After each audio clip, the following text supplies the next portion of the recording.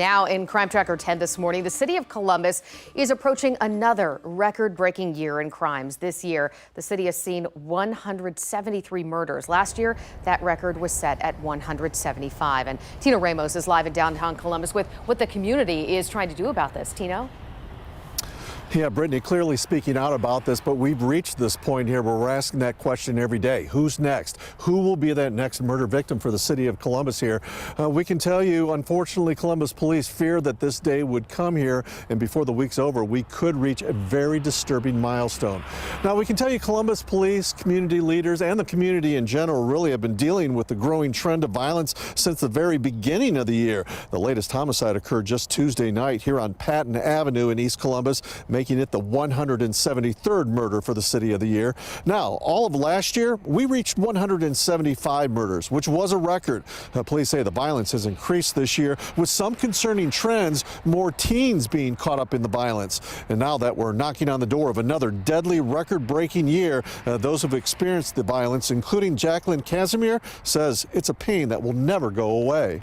When you turn on the news constantly, and you constantly are reminded that there's still unnecessary killings going on in the city, and that knowing the pain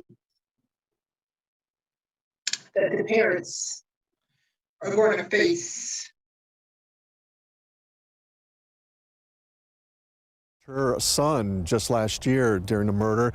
Now, we can tell you Jacqueline is actually pleading to those people who are considering committing violence, saying just take 10 seconds before you act out. She says that could be the difference between somebody staying alive or breaking another homicide record here in Columbus. In downtown Columbus, Tino Ramos, 10 TV News.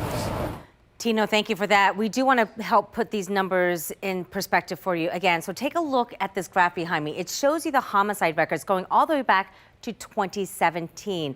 It also shows how the victims were killed. So in the red, those are shootings. And you can see by far the last 2 years had the highest number. That is what is telling when it comes to deadly shootings in Columbus. Those have just skyrocketed. But we also want to show you this, where those murders are actually happening. So take a good look at this map behind me.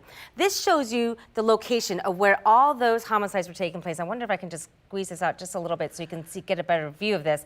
You can kind of see it has that inverted T. This really shows you the locations of all the homicides, but this is the trend you should watch. As we go back year to year, look at what pops up on the map. The homicides all following alongside that same inverted T. That is a pattern that police are really trying to look at, along with some of those support groups out there that are trying to figure out what is happening in those neighborhoods.